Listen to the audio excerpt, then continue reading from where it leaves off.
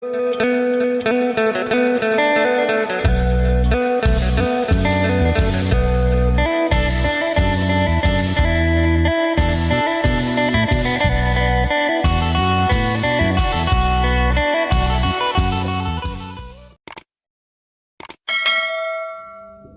สบายดีและสวัสดีพ่อแม่พี่น้อง FC กันเมื่อสุคนบัวทางฝั่งลาวทางฝั่งไทยหรือต่างประเทศยินดีต้อนรับเข้าสู่ช่องบ่าวจำมั่มอีกแล้วหลายมือแล้วบ่ได้ลงคลิปจากค่าเวียกไงเนาะบรรยากาศเตาถ่านคือว่าเงียบเงาพอเฒ่าเป็นบ่อยู่คืนนี้ก็ลุกมาจอบบ่ายโมง2 โมงตี 2จอบมาเฮาไปเจาะบังน้องแอนนาสาวแอนนาเป็นขวดทานแต่เช้าไปซัก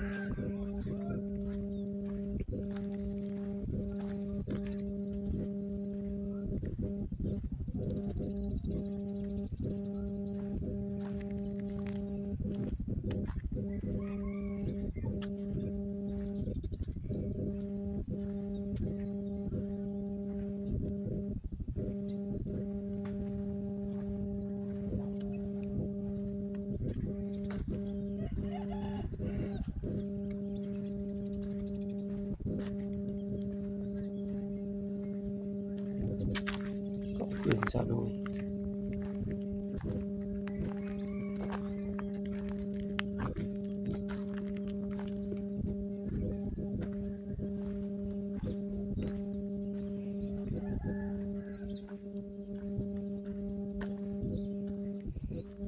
ตื่นแล้วบ่แอนนามันไปขวดทานมาจาก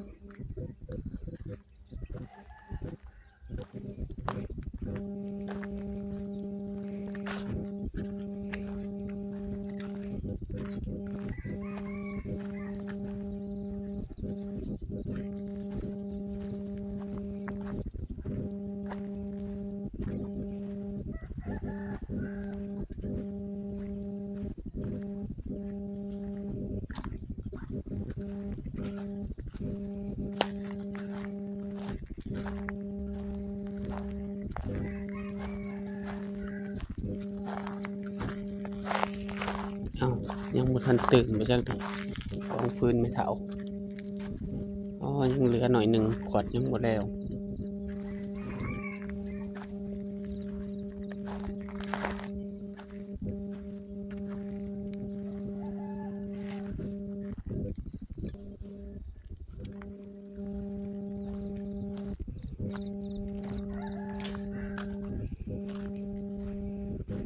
น้องแอนนาเพิ่นก็ยังบ่ทันได้ตื่น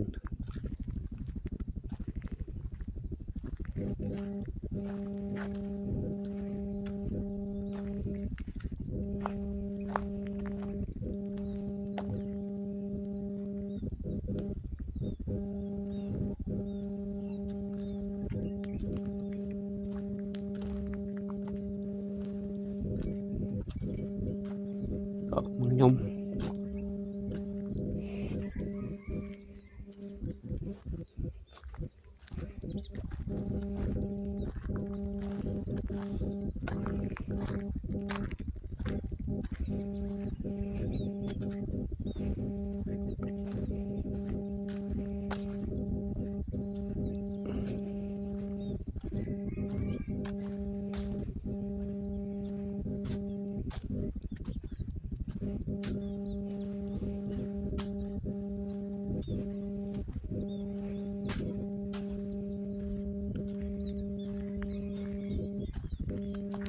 เว้นกำลังส่องถ่ายให้เบิ่งยามมื้อเช้าเฮือนบ่าวจำมั่ม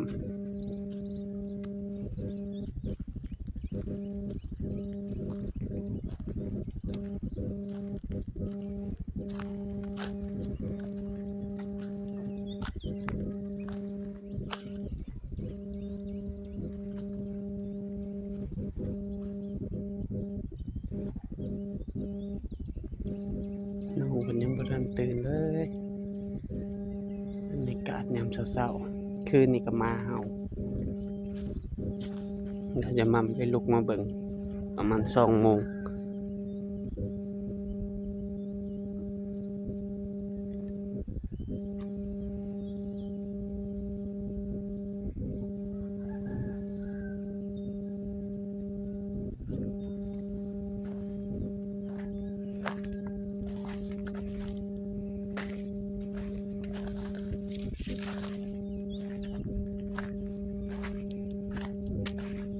ช่วงนี้หนาใบไม้หล่นนะพ่อแม่พี่น้องปัดให้ปะเถาคูนกันเนาะ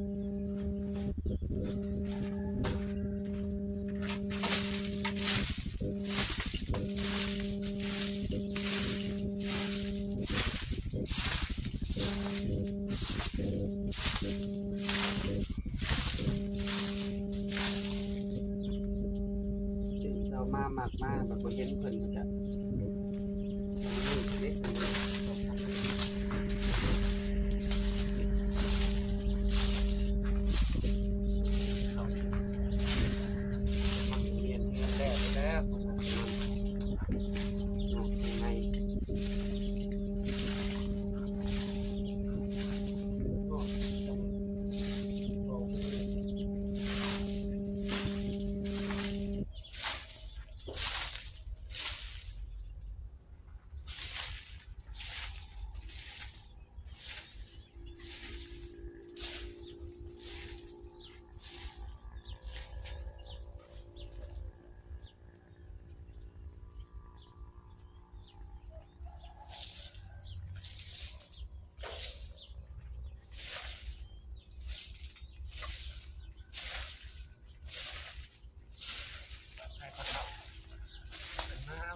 แท้ๆว่าแล้ว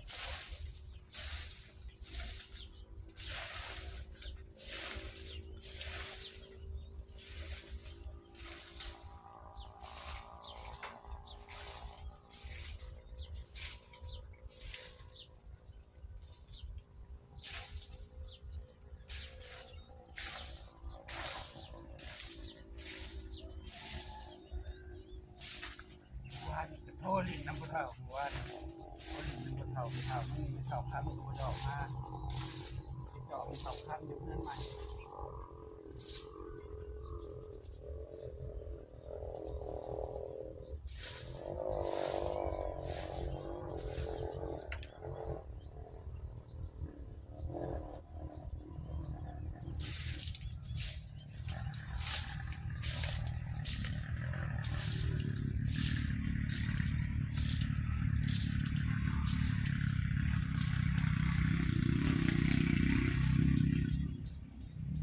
ใบไม้หล่นแล้วยามพี่น้องทำความสะอาดขึ้น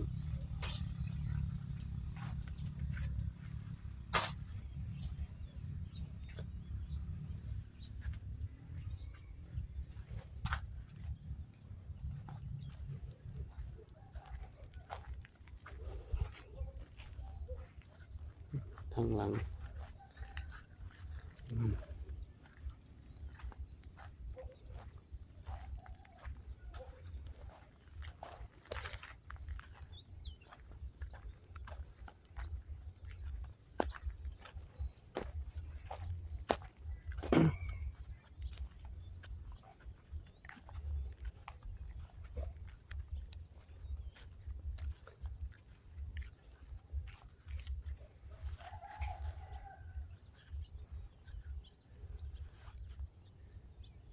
ตะเวนขึ้นนะ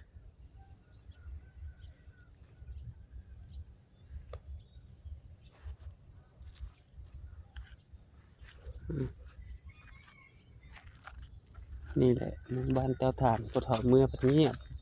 บ่มีคนปะเถามาลูกหลานมันก็มาเต็มอันนี้อยู่แจดินป่าชะมั่มนี่คืองานป่าชะมั่มเนาะมันสิใครกลัว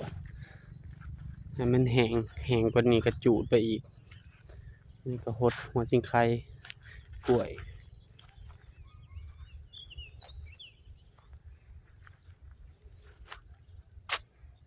น้องสะ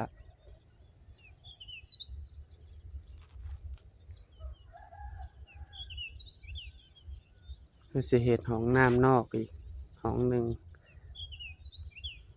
เตียงเกิงบ่มีก็เลยอันนั้น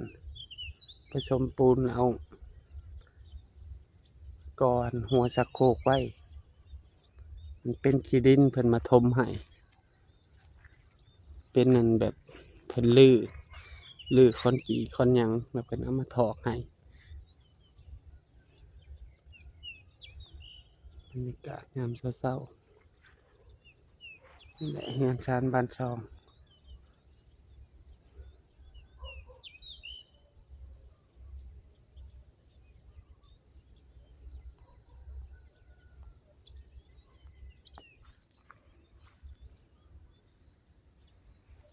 เพราะว่ายามเพิ่นอยู่ก็นี่แหละห่างกันหน่อยหนึ่งก็คิดฮอดกันพ่อแม่พี่น้องคือว่าไปโดนแท้สิเพื่อเพิ่นกลมันหยังแล้วเพิ่นจึงมาสาวน้อยก็เมื่อนำเพิ่นเมื่อแต่ดึกโทรถามบ่ได้บอกลูกเลยว่าบ่ได้บอกบาดจะม่ำเลยเพิ่นเมื่อแต่ตี 3พู้นแหละก็บ่ได้มีเงินช่วยค่าน้ำมูกน้ำมันเพิ่น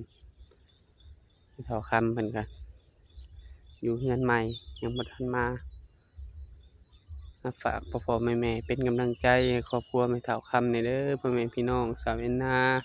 พ่อเฒ่าคูณแม่เฒ่าแก้วสาวน้อยลูกบุญมีเนาะโดยฝากพ่อๆแม่ๆเป็นกำลังใจให้ทุกคนอยู่ที่หมู่บ้านเตาถ่านโดยมาฮอดนี้ว่าจะมาขอบบุญขอบคุณพ่อๆแม่ๆ FC ทุกท่านที่เบิ่งคลิปบ่าวจะมั่มแต่ต้นจนจบโดยบ่ขับโฆษณาเพื่อเป็นกำลังใจให้บ่าวจะมั่มเฮ็ดคลิปใหม่ๆออกมาให้พ่อแม่พี่น้องได้รับได้ชมขอให้พ่อแม่ FC ทุกท่านจงมีสุขภาพร่างกายแข็งแรงปราศจากโรคภัยไข้เจ็บคิดสิ่งใดให้ได้สิ่งนั้นสมความมุ่งมั่นปรารถนาทำมาค้าขายซื้อได้ขายหมานเฮ็ดธุรกิจอันใดประสบผลสำเร็จในหน้าที่การงานไปใช้มาใช้ตลอดปลอดภัยเด้อโดยฝากพ่อๆแม่ๆเป็นกำลังใจครอบครัวบ่าวจะมั่มแม่น้องโตโน่กดติดตามบ่าวจะมั่มกดไลค์กดแชร์อย่าลืมกดกระดิ่งเพื่อบ่พลาดคลิปใหม่ๆของบ่าวจะมั่มบ่าวจะมั่มก็ขอตัวลาพ่อแม่พี่น้องไปก่อนเจอกันคลิปหน้าเด้อขอกล่าวคำว่าสบายดีทักทายสบายดีพ่อๆแม่ๆพี่ๆน้าๆดูอยู่จังหวัดใดเมืองใดแขวงใดทักทายสบายดีเด้อไปล่าไปการกินข้าวเช้ากับหยังเด้ทักทายมาลิ้นน้ำบ่าวจะมั่มเด้อให้กำลังใจทุกคนไปล่าไปการทำงานเดินทางปลอดภัยสวัสดิภาพ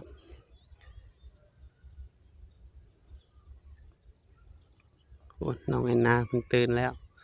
เพิ่นหากตื่นเกิดว่าเพิ่นขวดทานว่าสิไปขวดช่อยเหลือหน่อยหนึ่งอยู่ดีมีแฮงมื้อทุกๆท่านพ่อแม่ FC สบายดี